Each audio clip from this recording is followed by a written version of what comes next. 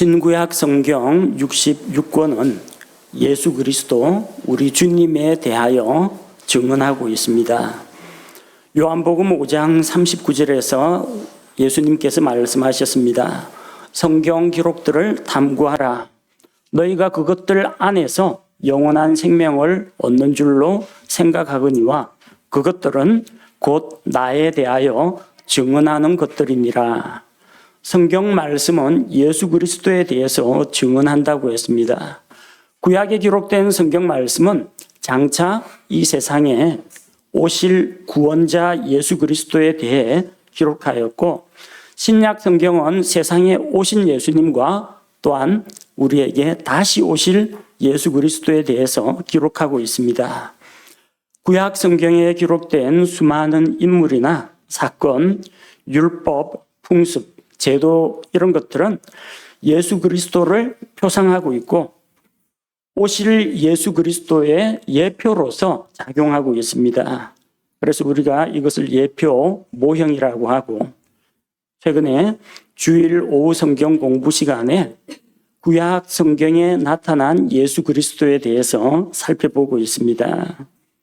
성경 인물 가운데 특별히 다윗 왕은 예수 그리스도를 나타내는 모형이 됩니다. 다윗의 삶의 전체 모든 부분이 예수 그리스도의 모형은 아닙니다. 다윗의 범죄나 다윗의 실수까지도 예수님의 모형이라고 하진 않습니다. 그러나 다윗이 살아오면서 겪은 생애의 수많은 과정 가운데에서 장차 오셔서 우리 주 예수님에게 나타날 그 모습들이 구약 성경에 기록된 다윗의 생애에 이미 나타나 있다는 것입니다. 그래서 우리는 성경 인물 다윗을 살펴보면서 그의 생애 가운데 나타난 예수 그리스도의 모습을 함께 찾아보고 같이 은혜를 나누고자 합니다. 다윗은 예수 그리스도와 닮은 점이 많은 그런 인물입니다. 그런 다윗을 보면서 나는 어떤 영역에서 다윗처럼 될까? 나는 어떤 면에서 예수 그리스도를 닮아야 하는지 각자에게 적용하고 생각해 보시기 바랍니다. 자, 다윗과 예수 그리스도는 어떤 점이 서로 닮았고 어떤 부분 때문에 다윗을 그리스도의 모형이라고 하는지 살펴보도록 하겠습니다. 우리가 오늘 읽은 이사야 11장 1절에서 4절까지 말씀을 읽었는데, 이 11장에 나오는 내용은 이새의 후손, 이새의 아들 다윗 이렇게 알고 있죠. 다윗의 자손이신 예수 그리스도께서 오셔서 왕으로 다스리시고 공평과 정의로 자기 백성을 다스리실 것을 미리 예언한 말씀입니다. 그래서 우리는 첫째로 발견할 수 있는 것이 다윗은 베들레헴 사람 이새의 아들이었고 예수님은 바로 이새의 줄기에서 나오신 분이라는 겁니다. 사무엘상 17장 12절 말씀해 보니까 이제 다윗은 베들레헴 유다의 그 에브랏 사람 곧 이새라 하는 자의 아들이더라. 다윗은 이새의 아들들 가운데서 막내 아들이었습니다. 그래서 이새의 줄기에서 나온 자는 역사적으로 다윗 왕이었습니다. 하지만 이사야 11장은 다윗이 활동하던 사무엘기상 그 시대보다 훨씬 더 나중의 사람입니다. 그러니까 이사야 예언자가 이새의 줄기에서라고 이야기할 때는 이새의 줄기에서 나서 자랄 것이요 미래 시제를 이야기하고 있습니다. 그러니까 저기 이사야보다 훨씬 이전 시대에 살았던 다윗을 가리키는 것은 아니라는 것을 볼 수가 있죠. 다윗 왕을 말하는 것이 아니라 다윗의 왕권을 가지고 오실 예수 그리스도를 이야기합니다. 그분 역시 이새의 줄기에서 다윗이 나오고 다윗의 후손 가운데에서 다윗의 씨에서 예수 그리스도가 나왔다는 겁니다. 다윗과 마찬가지로 예수님은 유대 땅 베들레헴에서 태어나셨습니다. 마태복음 2장 1절 말씀에 이제 헤롯 왕 시대에 예수님께서 유대의 베들레헴에서 태어나심에 보라 동쪽으로부터 지혜자들이 예루살렘에 와서 예수님이 나실 때에도 유대 땅 베들레헴에서 났습니다. 베들레헴은 다윗의 고향이었습니다. 출생지가 똑같습니다. 베들레헴입니다. 베들레헴이 무엇입니까? 베들레헴, 빵집이라는 이야기입니다. 이 빵집 베들레헴에서 하늘로부터 오신 생명의 빵 예수 그리스도가 여기에 오셨다는 겁니다. 다윗이 이새의 아들로 난 것처럼 예수 그리스도는 육신으로는 다윗의 후손으로 오신 분입니다. 1절 말씀에 보면 이새의 줄기에서 한 막대기가 났다라고 했는데 막대기는 여러분 길거리에 막대기 보시죠? 죽어서 메마른 나무가 막대기입니다. 살아있는 줄기에서는 죽은 막대기가 나오지 않습니다. 이것은 성경 말씀을 1611년 영어 킹제임스 성경을 현대판 영어 사전을 가지고 번역을 하다 보니까 랏이라는 단어를 그냥 일괄 막대기로 번역한 것입니다. 1828년 웹스터 사전 찾아보면은 랏이라는 단어의 첫 번째 뜻이 새싹, 순, 여린 가지 이렇게 기록되어 있습니다. 이새의 줄기에서 한 싹이 났다, 한 어린 가지가 났다, 연한 순이 나왔다 이렇게 이해하시면 맞습니다. 예수님은 죽은 막대기로 나온 것이 아니라 생명력 있는 새싹으로 돋아 나오신 것입니다. 유대지파 다윗이 나온 바로 그 이새의 가문에서 태어났습니다. 성경에 기록된 대로 하나님께서 예언자를 통해서 주신 말씀대로 예수님은 다윗의 동네 베들레헴에서 나셨고 육신적으로는 다윗의 가문에서 출생하셨다는 겁니다. 이것이 다윗의 출생과 예수 그리스도의 출생의 공통점입니다. 둘째로 다윗은 양을 돌보는 목자였습니다. 사무엘기상 16장 11절에 나오는 것처럼 다윗은 양들을 돌보고 양들을 지켰습니다. 양들을 해치는 맹수가 나타나면 자기 목숨을 걸고 그 곰이든 사자든 맞서 싸워서 양들을 구해냈습니다. 그리고 하나님께서는 양들을 지키는 이런 작은 일에 신실한 다윗에게 이스라엘 온 백성을 다스리는 목자가 되게 하셨습니다. 우리 주 예수님도 다윗과 같이 목자이십니다. 요한복음 10장 11절에서 예수님께서 자기를 가리켜서 나는 선한 목자니라.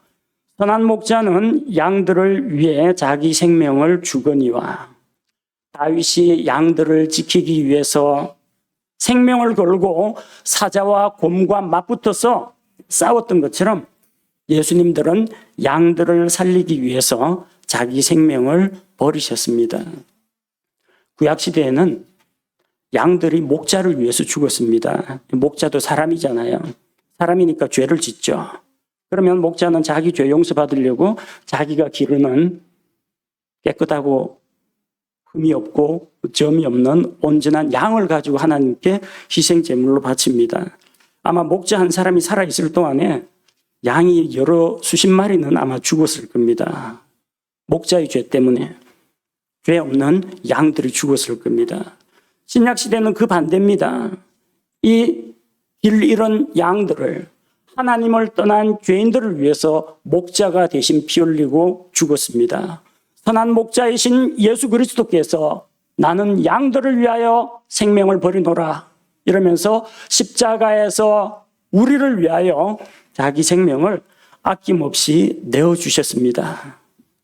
양들은 목자의 도움 없이는 살아갈 수가 없습니다. 목자는 양들에게 먹을 것과 마실 것을 공급해주고 위험으로부터 보호해주고 갈 길을 알지 못하는 양무리를 바른 길로 인도하는 역할을 합니다.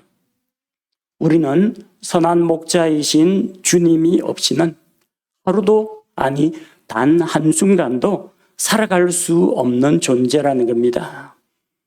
다윗이 양들을 지키고 돌보는 목자로서 살았던 것처럼, 그리고 이스라엘 백성을 다스리는 목자가 된 것처럼 우리 주 예수 그리스도께서 선한 목자가 되셔서 우리를 인도하시고 보호하시고 우리에게 필요한 것들을 공급해 주시고 우리를 위해서 자기 생명을 대신 희생시키고 우리에게는 영원한 생명과 풍성한 삶을 허락하셨습니다. 셋째로, 다윗은 전쟁에서 승리한 용사였습니다. 다윗은 수많은 전쟁에서 나아가서 싸우고 하나님을 의지하여 이겼습니다. 아마 여러분이 가장 기억에 남는 것은 거인 골리앗과 맞붙어 싸워서 골리앗을 쓰러뜨리고 그의 목을 벤 다윗의 그 용맹스러운 이야기를 기억하고 있을 겁니다. 그것뿐만이 아닙니다.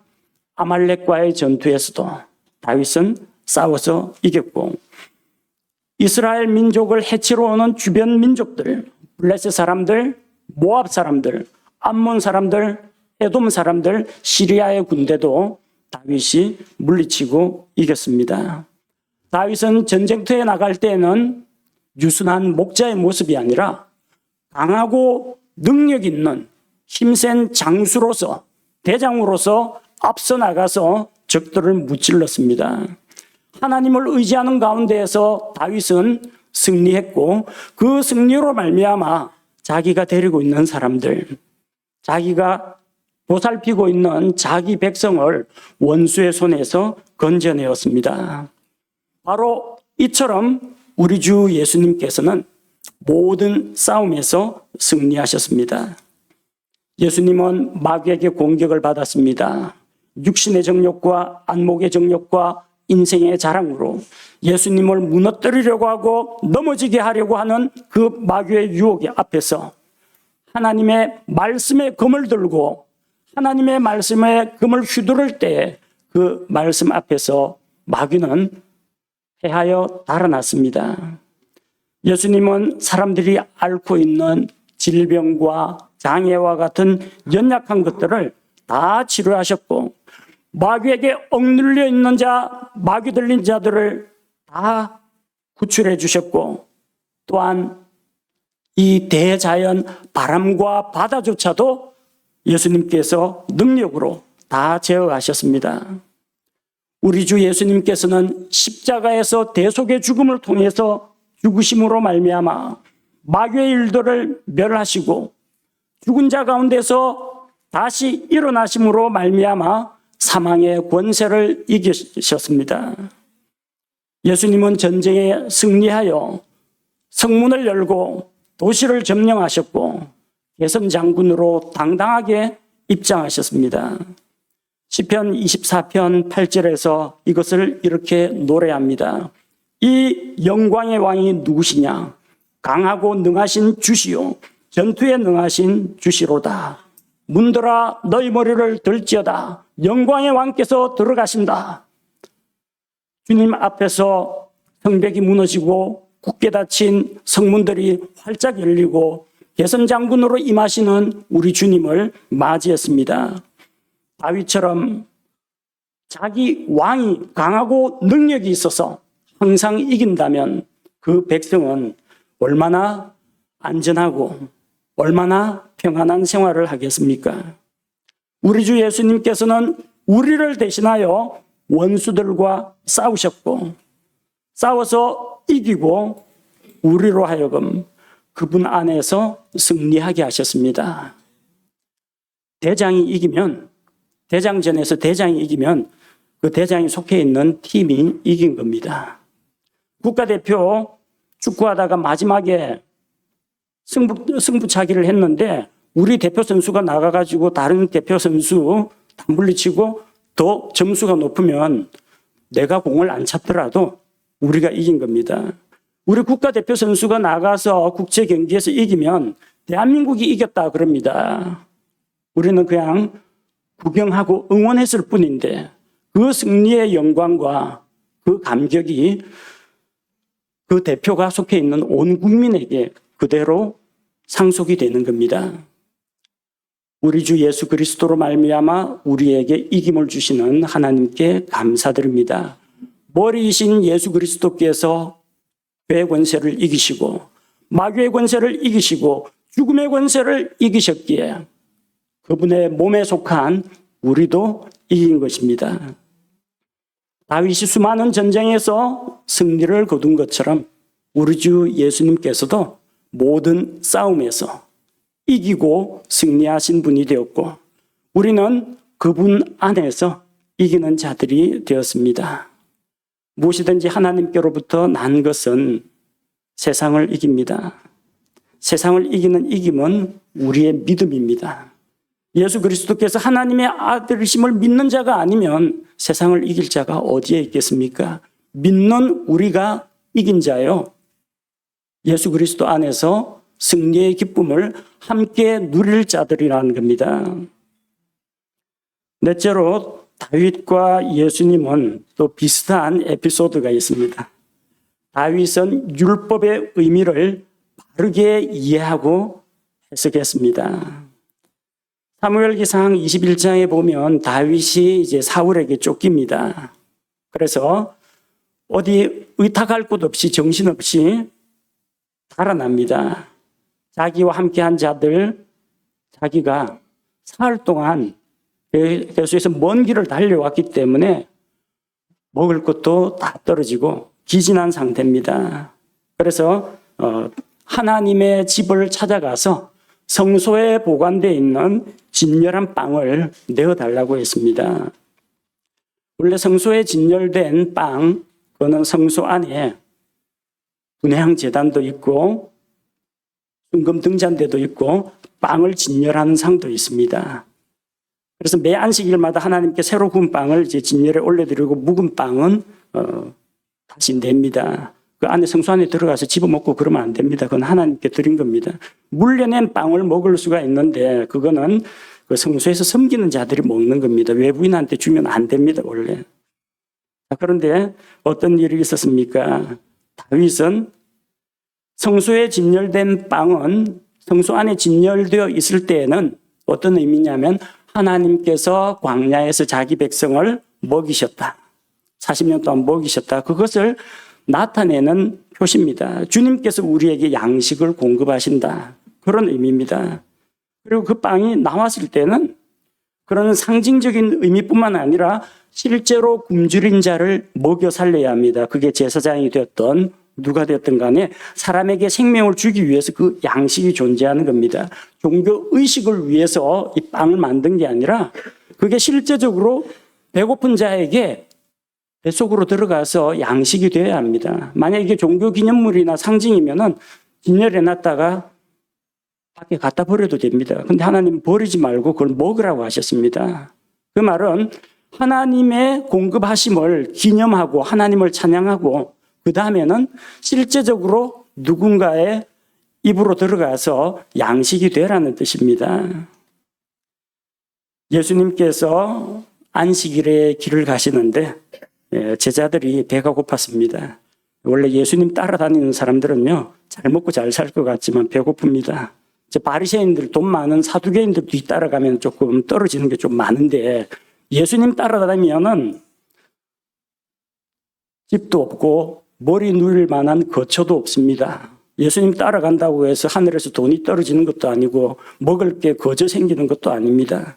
예수님은 제자들 데리고 다니면서도 본인도 굶으시고 제자들까지 고생시킨 겁니다. 제자들이 하도 배가 고프니까 밭을 지나는데 곡식 이삭이 연걸었습니다. 남의 곡식밭에 가가지고 낫을 가지고 수확을 해가면은 그건 절도에 해당됩니다. 그런데 이스라엘의 율법에서 곡식 이삭을 따먹는 건 괜찮습니다. 제자들은 율법에서 하나님께서 가난한 자를 위해서 남겨주신 그 말씀을 기억하고 이삭을 따서 먹었습니다. 바리새인들은 그걸 비난했죠. 선생님 제자들이 안식일에 해서는 안 되는 일을 합니다. 뭐가? 손으로 이삭을 꺾었습니다. 이것은 수학을 한 겁니다. 껍질을 비벼갖고 벗겼습니다. 탈곡을 했습니다. 안식일에 이런 거 하면 안 된다. 안식일에 수확하고 거두고 타작하고 이렇게 곡식 이삭 껍질을 벗겨 먹는 이게 다 일 노동이라고 생각하는 겁니다. 그때 예수님께서 무슨 말씀을 하셨어요? 마가복음 2장 26절에 다윗 이야기를 합니다. 다윗이 대제사장 아비아달 시대에 하나님의 집에 들어가 보여주는 빵, 그 제사장들 외에는 먹으면 율법에 어긋나는 빵을 먹고 또 자기와 함께한 자들에게도 주지 아니하였느냐 하시고, 다윗이 했던 그 일이나 예수님께서 제자들에게 허락한 그 일이나 똑같습니다. 그들은 율법에 따르면 이 빵을 먹으면 안 된다고 했고, 바리새인들은 율법에 따르면 안식일 날 곡식 이삭을 따먹으면 안 된다고 했습니다. 그런데 예수님의 관심, 다윗의 관심은 어디에 있었습니까? 경직된 율법 조문을 지키는 것이 아니라 율법의 기본 정신인 하나님의 사랑과 긍휼과 정의, 이것을 생각했습니다.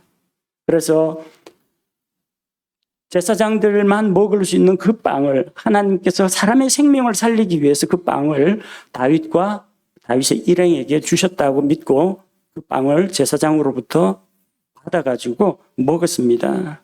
예수님 역시 마찬가지입니다. 굶주린 제자들이 있는데 곡식 이삭을 따먹는 걸 안식일 위반이라고 율법주의자들이 비난하는 것을 물리치고 먹을 수 있다고 하셨습니다. 왜냐하면 예수님은 하나님께서 안식일이라는 율법을 주신 목적을 알았기 때문입니다.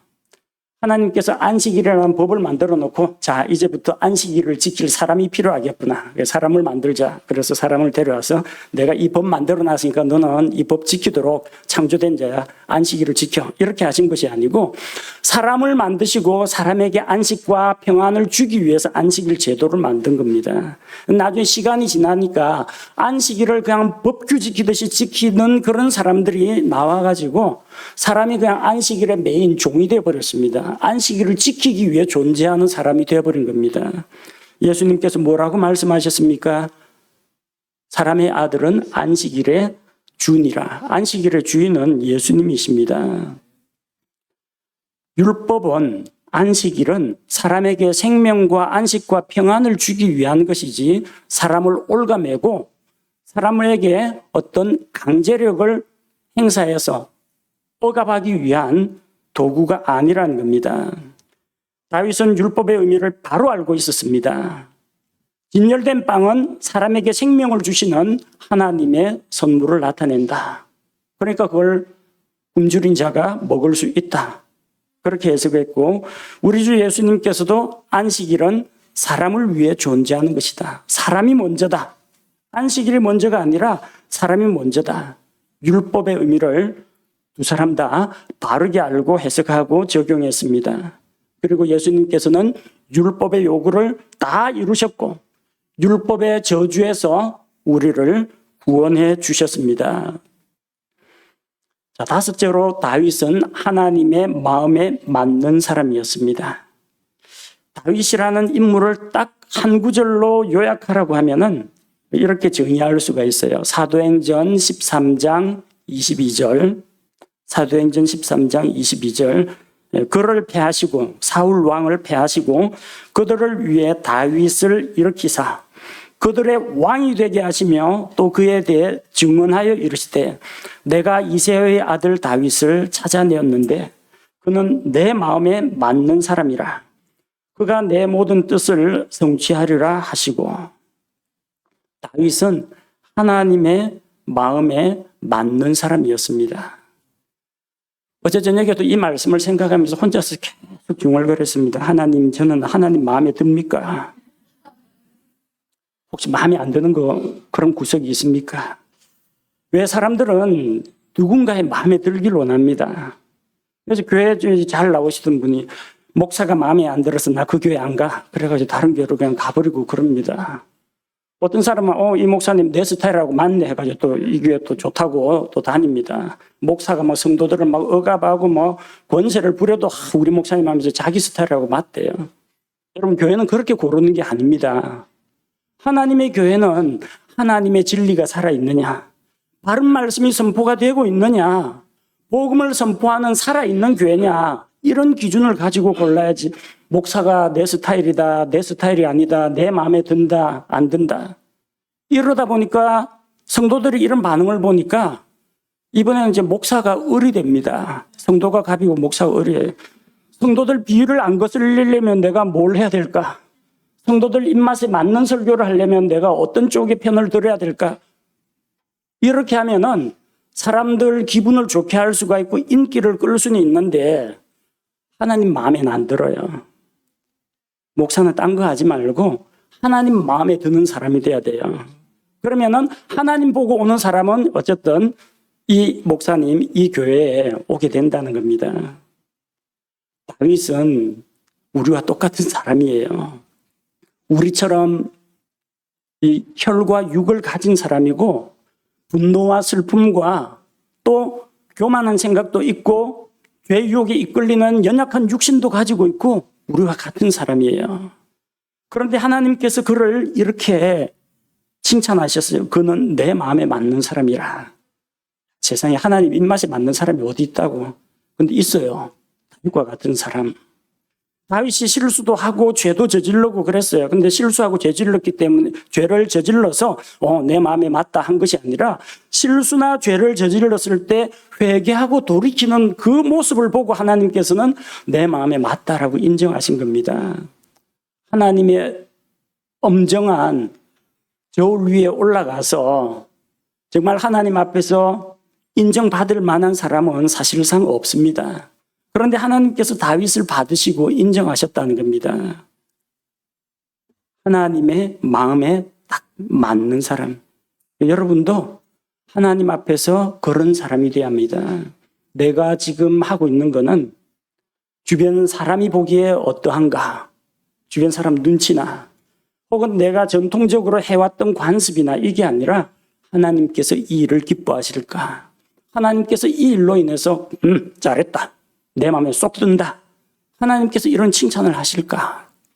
그 기준으로 여러분 자신을 바라보아야 합니다. 다윗은 하나님의 뜻을 헤아렸습니다. 하나님의 뜻이 무엇인지 분별하고 그 뜻을 따라 행했습니다. 우리 주 예수님도 하나님의 뜻에 맞는 분이었습니다. 이사야 42장 1절 말씀해 보니까 이사야 42장 1절 내가 떠받쳐 주는 나의 종 내 혼이 기뻐하는 자 곧 나의 선택한 자를 보라. 내가 내 영을 그 위에 두었은즉 그가 이방인들에게 판단의 공의를 베풀리라. 하나님의 종이신 예수 그리스도, 하나님의 기뻐하시는 아들이신 예수 그리스도, 하나님께서 선택하신 구원자 예수 그리스도, 하나님의 성령을 물붓듯이 부어주신 바로 그 예수 그리스도, 이방인들을 다스리실 그 예수 그리스도, 그분은 하나님께서 기뻐하는 자, 하나님께서 흡족해하고 만족해하는 분이었습니다. 예수님께서는 하나님의 뜻을 완전히 알고 하나님의 온전하신 뜻에 완전히 순종했습니다. 어느 정도까지? 십자가에서 죽으시기까지 순종하고 복종하신 것입니다. 그래서 다윗도 예수님도 하나님에게 인정을 받았습니다. 다윗도 하나님의 마음에 합한 사람이었고 예수 그리스도도 하나님의 마음에 꼭 일치하는 분이었습니다. 하나님께서는 자기의 마음에 맞는 사람 다윗을 택하여 그분의 뜻을 다 행하게 하셨습니다. 또한 하나님의 아들 예수님은 하나님의 완전하신 뜻에 순종하여 사람들을 구속하는 그 구속 사역을 완성하셨습니다. 다윗처럼 예수님처럼 우리도 하나님의 마음에 맞는 그런 사람이 되어야겠습니다. 여섯째로 다윗은 이스라엘의 왕이었습니다. 하나님께서 사울을 왕으로 세우셨다가 패하시고 다윗을 왕으로 세우셨습니다. 이후로부터 이스라엘의 정통 왕권은 다윗의 가문으로부터 나오게 됩니다. 예수님은 바로 다윗의 이 왕권을 가지고 오신 분입니다. 그래서 마태복음 1장 1절은 예수님을 가리켜서 아브라함의 자손이시여 다윗의 자손이신 분으로 소개하고 있습니다. 이스라엘 민족이 아브라함에게서 나왔습니다. 그리고 이스라엘의 왕권은 다윗으로부터 나왔습니다.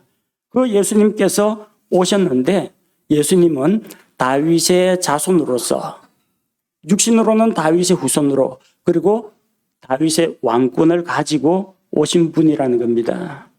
그래서 복음서에 보면은 어려운 일을 만난 사람들이 예수님을 부를 때 다윗의 자손이시여 나에게 긍휼을 베풀어 주소서 그렇게 소리 높여 외쳤습니다. 예수님은 다윗의 왕권을 가지고 오신 분입니다. 다윗이 이스라엘의 왕인 것처럼 예수님은 유대인들의 왕, 이스라엘의 왕으로 오셨습니다. 예수님께서 베들레헴에서 나셨을 때 동쪽에서 온 지혜자들이 유대인들의 왕으로 나신 분이 어디 계시냐 이렇게 사람들에게 물어봤습니다. 예수님께서 예루살렘으로 올라갈 때 사람들은 종려나무 가지를 흔들며 예수님을 맞이했습니다.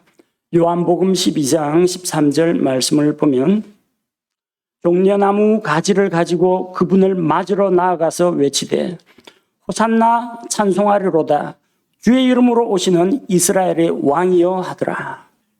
예수님께서 다윗과 마찬가지로 이스라엘의 왕으로 오셨다는 겁니다.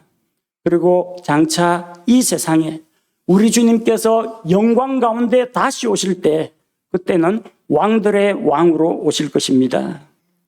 요한계시록 19장 16절 말씀을 보면 그분께서는 그분의 옷과 넙적다리에 왕들의 왕, 주들의 주라고 기록된 한 이름이 있느니라.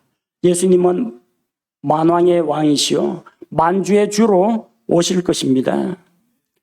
다윗은 하나님의 길을 따라 걸었던 훌륭한 지도자였습니다. 그런 다윗이었지만 그도 죄를 짓고 실수하고 넘어질 때가 있었습니다. 반면에 우리 주 예수님께서는 거룩하고 완전하고 흠이 없으신 분이십니다. 예수님께서는 공의와 화평으로 온 세상을 다스리실 분입니다. 다윗이 다스리던 하나님을 전적으로 믿고 의지하는 다윗이 다스리던 이스라엘 왕국이 그의 7일 기간 동안에 화평과 번영을 누렸던 것처럼 예수님께서 다스리시는 그 왕국에 들어간 왕국의 백성은 얼마나 평화롭고 얼마나 행복할까 생각해 봅니다. 우리는 예수님을 믿음으로 말미암아 예수님을 우리의 주님으로 우리의 왕으로 우리의 구원자로 모셔드린 우리는 장차 천년왕국에서 주님과 함께 영광과 평안과 안식을 누리며 살게 될 것입니다. 그리고 일곱째로 다윗은 하나님과 영존하는 언약을 맺었습니다. 영존하는 언약은 영원토록 계속하여 존재하는 언약, 영원히 깨지지 않는 언약을 이야기합니다. 하나님께서는 다윗과 언약을 세웠습니다. 다윗이 하나님과 조약을 맺으러 갔던 게 아니고요. 하나님께서 예언자 입을 통해서 다윗에게 일방적으로 이 약속을 은혜로 주셨습니다. 어떤 약속이냐면 주께서 다윗의 집을 세워주시겠다. 다윗의 왕국이 영원할 것이다. 그리고 다윗의 씨에서 그 왕좌에 앉을 리가 영원할 것을 약속하셨습니다. 사무엘기 하 7장 12절 13절 말씀을 보니까 내 날들이 차서 다윗이 나이가 많아 늙게 되겠죠. 내가 내 조상들과 함께 잘 때에 내가 내 뱃속에서 나올 자 곧 내 뒤를 이을 내 씨를 세우고 그의 왕국을 굳게 세우리니 그는 내 이름을 위해 집을 건축할 것이요 나는 그의 왕국의 왕좌를 영원토록 굳게 세우리라. 하나님께서 다윗에게 주신 이 언약입니다. 성경에서는 다윗 언약이라고 부릅니다. 주께서 다윗의 집을 세우신다. 주께서 다윗의 왕국을 영원히 경고케 하신다. 그 다윗의 왕국의 왕좌에 앉을 왕이 다윗의 씨에서 나올 것이다. 그런데 생각해 보십시오. 그 왕국이 쪼개져 가지고 북이스라엘과 남유다 왕국으로 갈라졌습니다. 북이스라엘은 아시리아에 의해서 멸망했고 남아있던 유다 왕국은 바빌론에 함락되어 가지고 바빌론으로 끌려갔습니다. 70년 포로 생활을 마치고 다시 돌아와서 거기에서 다시 이스라엘 민족이 일어났습니다. 하지만 또 이방 군대들이 쳐들어옵니다. 그리스의 침략을 받습니다. 로마의 침략을 받습니다. 그리고 다윗의 왕국은 사라져 보이지가 않습니다. 지금 다윗의 씨가 누구인지도 알 수가 없습니다. 지금은 거기에 왕이 다스리는 왕국이 아닙니다. 정치 제도가 바뀌었습니다.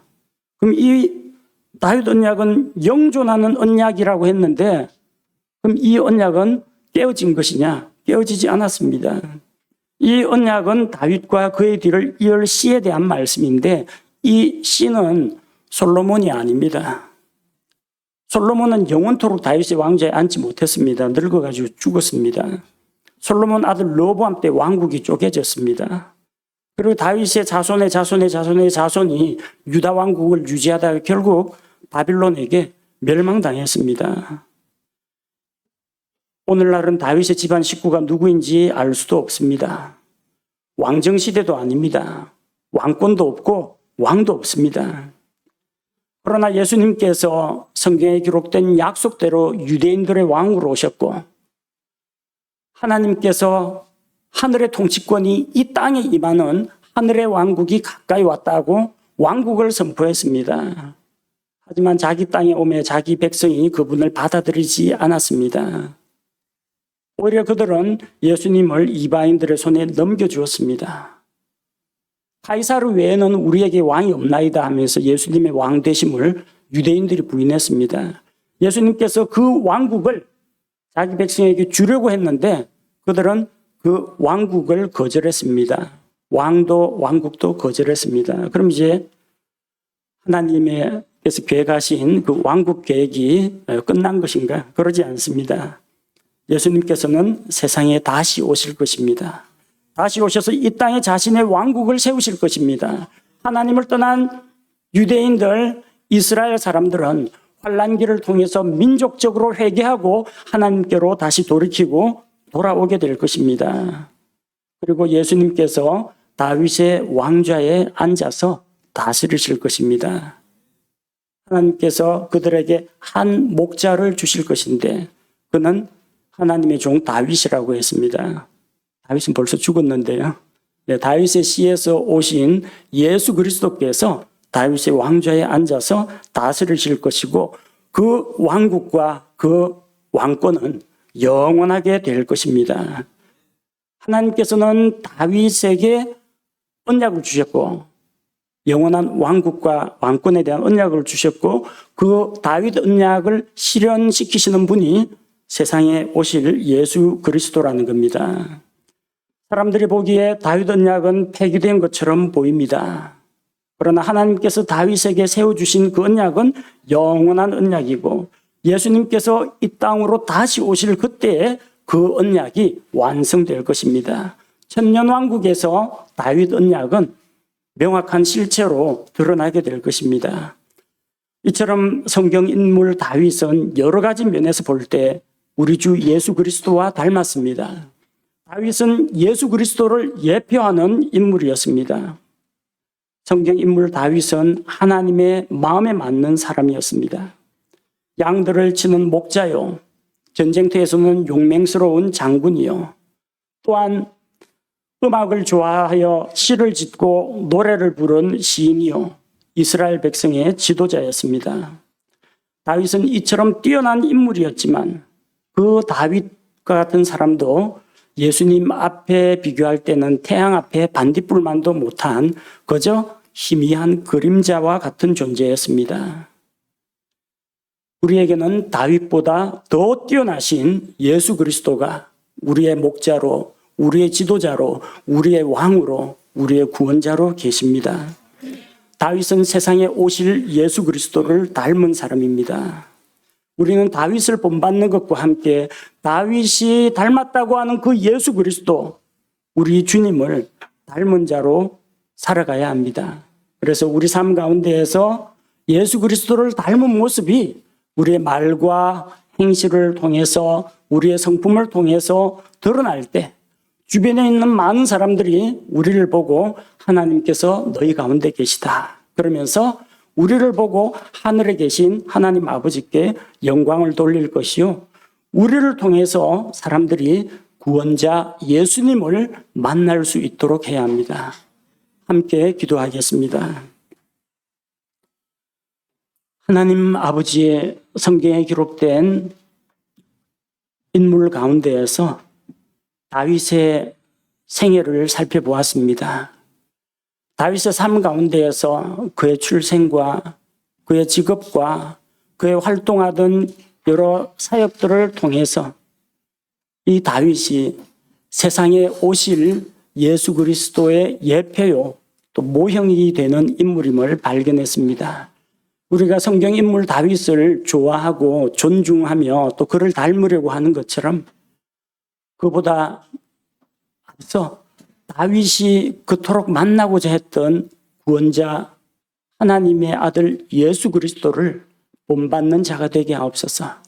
구약시대에 희미하게 그림자로 보이던 것들이 신약시대의 실체이신 예수님을 통해서 밝히 드러났사오니 이제 우리가 실제로 오신 예수님을 더 깊이 알아가고 예수님을 더 닮아가면서 우리의 말과 행실과 우리의 성품과 인격이 예수 그리스도 닮은 자로 세상의 빛과 소금으로 드러나게 하여 주옵소서. 많은 사람들이 우리의 말과 행실을 통해서 하나님께 영광을 돌리게 하시고 우리 입술의 말과 우리의 선한 감정을 통해서 사람들이 구원자 예수님께로 더 가까이 나아오게 하옵소서. 우리 주 예수 그리스도의 이름으로 기도합니다. 아멘.